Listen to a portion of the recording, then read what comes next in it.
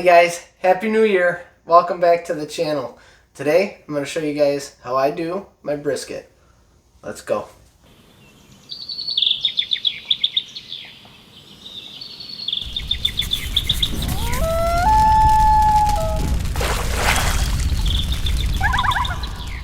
The first part to getting a good brisket is to go to your meat market and make sure you pick up a good quality brisket.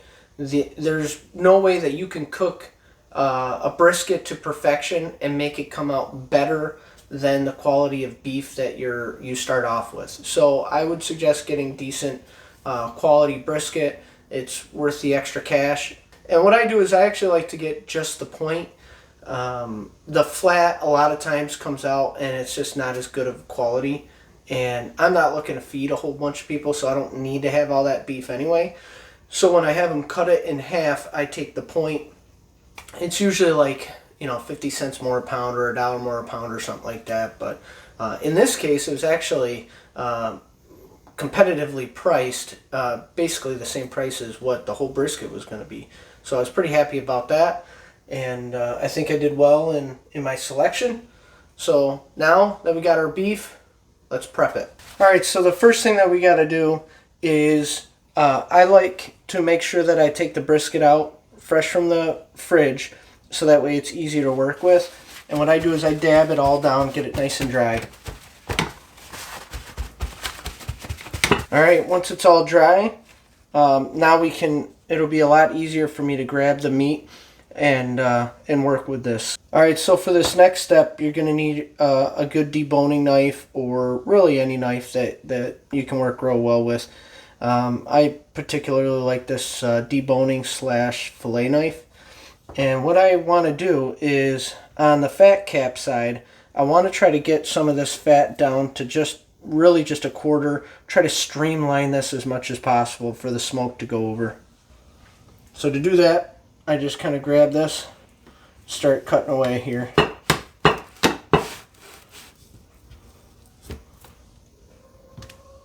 See, what that does is I'm forming this so that way it's a smoother surface, and the fat cap I really only want to be a 1/4 inch.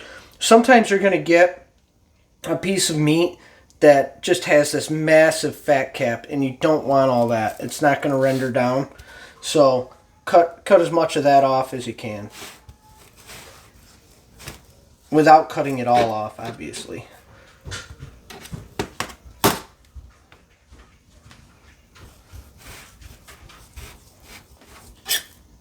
Alright, this side does not have technically a fat cap. This is supposed to be the bare side.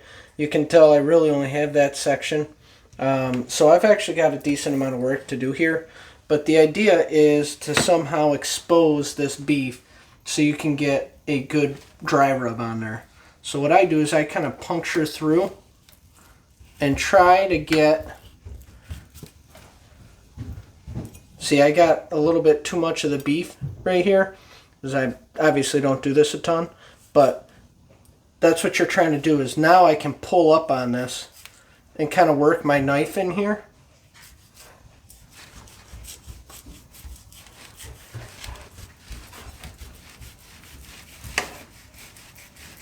And try to get this fat off of here. See? So I'm still getting some of this beef, unfortunately, but it is what it is. It's better to do this and lose a little bit of beef than it is to not do it and not be able to get a dry rub to adhere to your beef.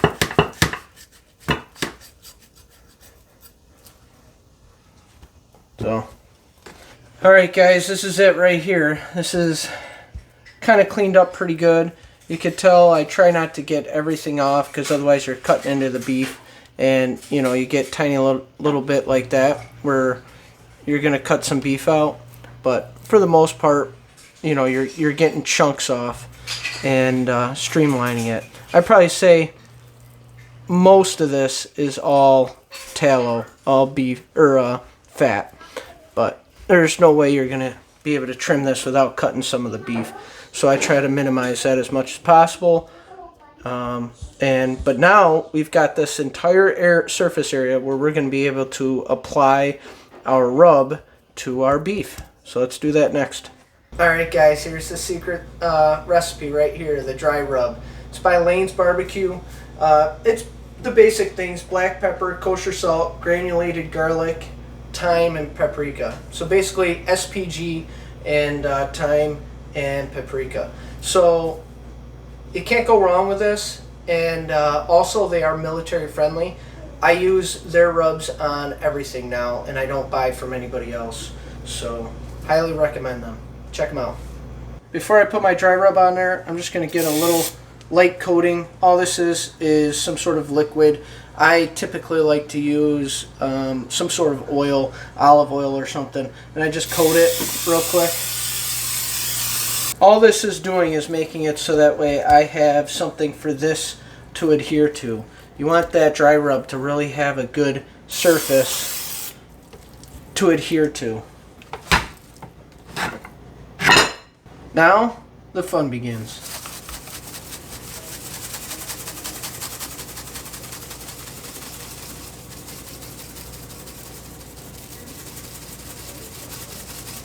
I try to do a very liberal coating. This is a big chunk of beef. It can take pretty much as much seasoning as you can possibly get to adhere to the outside of this thing. And what you do is you pat it in. You don't rub it in, you pat. I just got to flip it over. I'll do the other side and make sure I get all the sides on it. And then this guy will be ready to wait for the morning. Alright guys, it's in the morning. It's probably a little after 7 o'clock. Not too early. I don't have too much of a time crunch on this one. Usually I'm up at 5:30, 6 in the morning to get this going for if I'm having people over.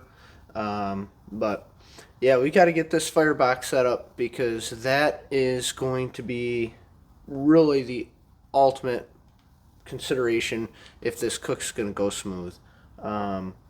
You can try to fix things as it's cooking, try to get things to work right, but it's always best to have this set up. So what I do is I clean everything out as best as I can. Yesterday when I was done cooking, I let this come up to just burn all the way through, get rid of as much charcoal out of there as I could, try to clean it all out, and then I'll show you how I get it all set up. Let's get to it.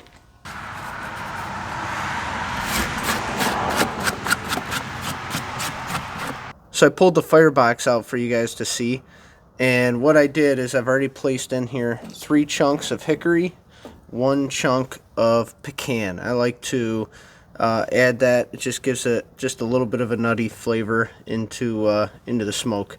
Alright, let's add some charcoal. Alright guys, for my charcoal I like to use Kamado Joe Big Block. Comes in these big chunks like this. And that just helps to make sure that the cook will go for a long time and there's plenty of airflow. Once I got the big chunks on there, I can start adding charcoal, maybe a little bit smaller like this.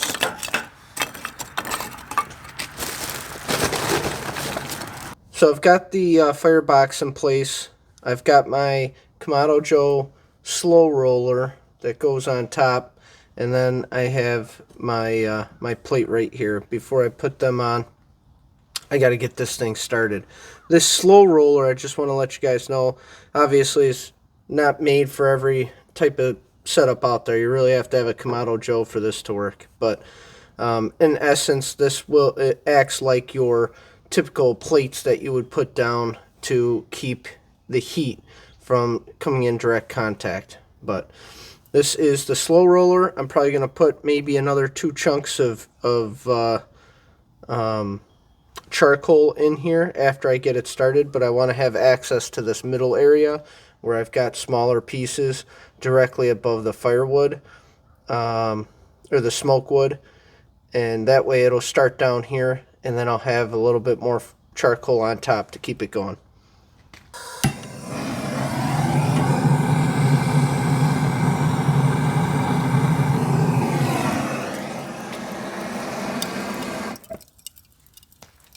Okay, right now we're sitting at about 250 by this gauge. This gauge is really not perfect, but gives you a ballpark.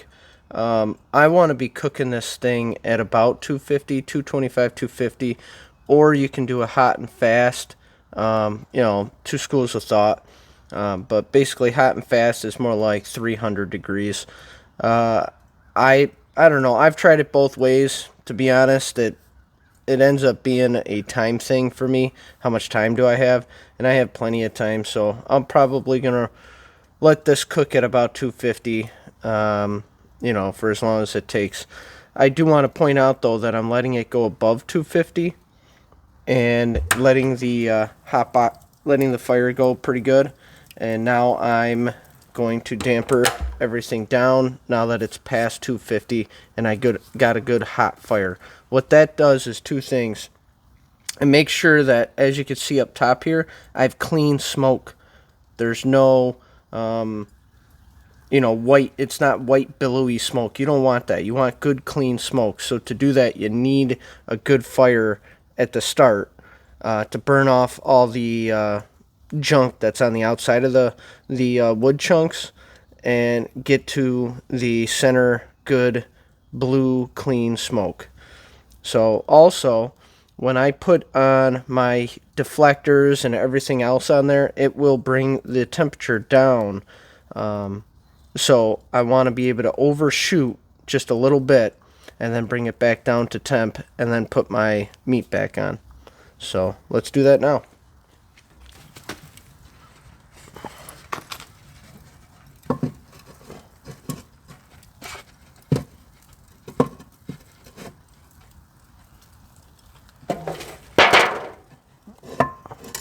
This is the final touches to the slow roller. You just put this heat plate up on there, and then I always add a drip pan just to make it a little bit easier later on when it's time for cleanup. And then finally put this on over top, and now close the lid. Now I'm just going to damper this down to close it up a little bit if it'll let me. Yeah. I got a lot of crap junk on there, but I usually put it down to where you can just see. Now you're noticing that blue smoke coming through pretty good, and it'll probably turn white for a little while this comes back up to temp. You'll notice that it's shot down to about 200. Alright, and now down below here, we're just going to damper that down too. So now we're just waiting for this to come back up to about 250, 225 to 250, somewhere in that range. And I'm not that particular about that. And then I gotta wait for this to turn. See how it's now this white smoke again? So it will eventually stabilize again and give me back to that blue smoke. And hopefully during that time I'll be back up to about 250.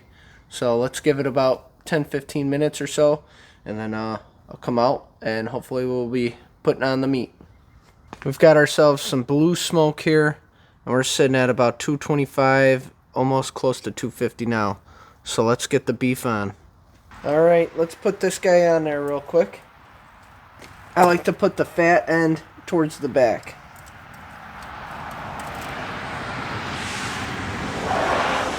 I almost forgot, last part is I use this meter probe.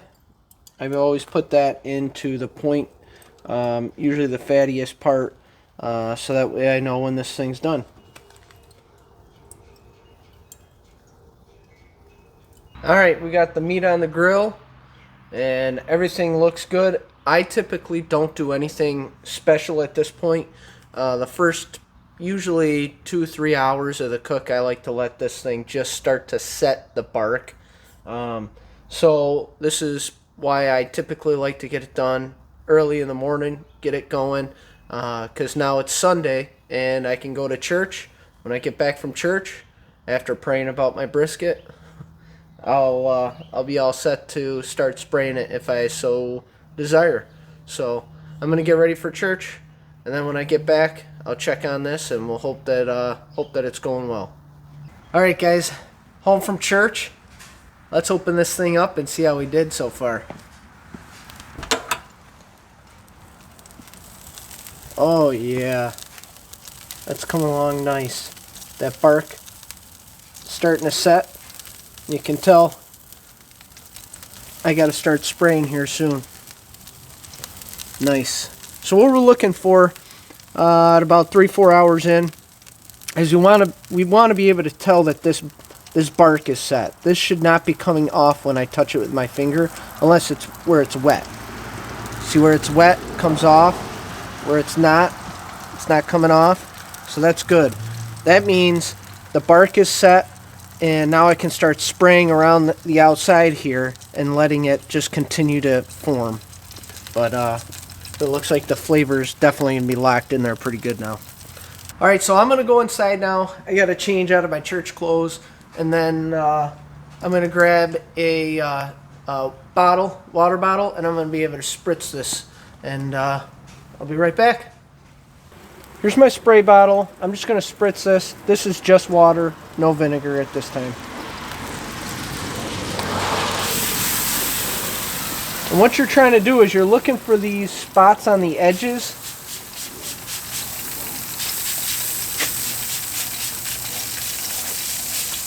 Because they dry up faster than the spots on the top.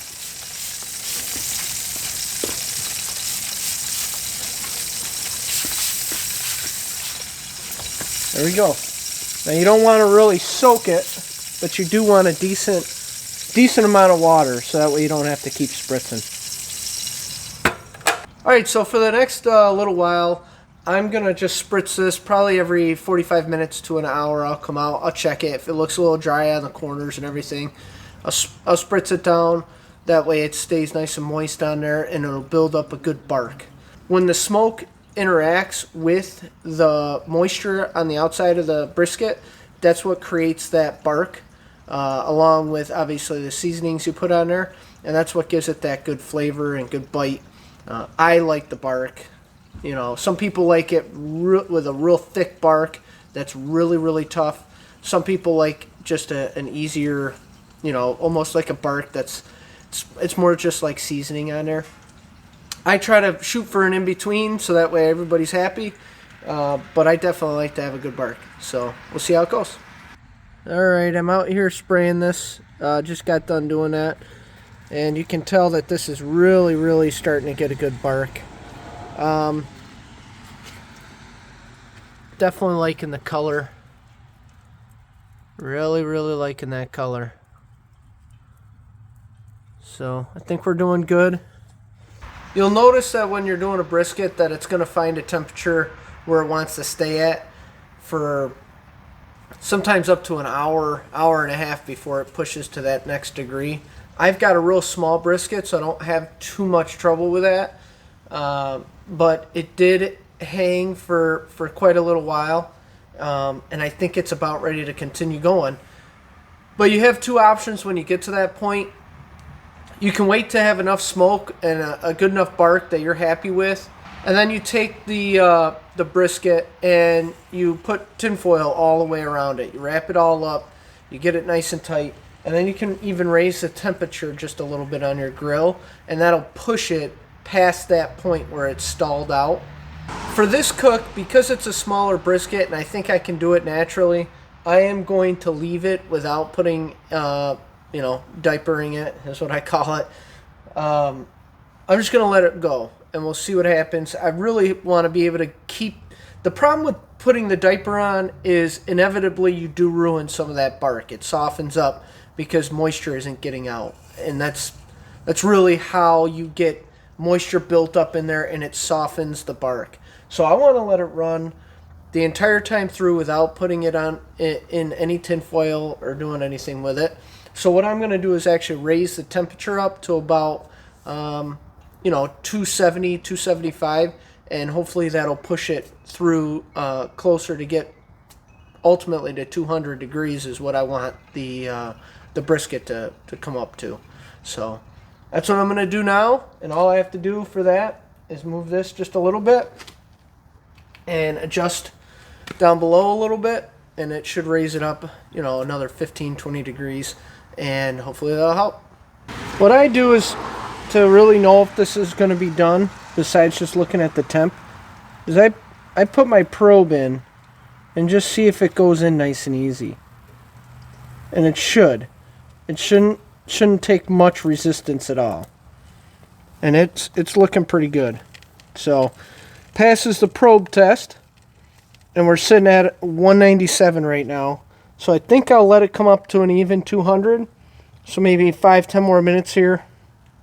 And I'll pull this off. Alright, last but not least, we're going to set this inside my oven and let it rest for about a half hour. Alright, let's see how this turned out. Got my knife here, and the grain's going this way, so I'm just going to cut it. Let's see what happens here.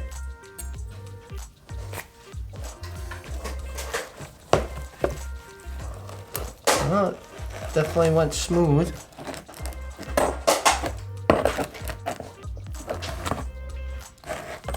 Ooh, wow. That turned out perfect. So I got a good, nice hard crust on the outside here. Inside, I've got a nice good smoke ring and plenty of juice still in the middle there. So this is about as good as it should ever get. All right, here it is.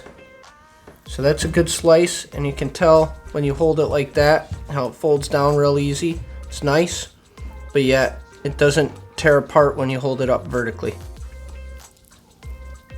That's a good piece of beef right there.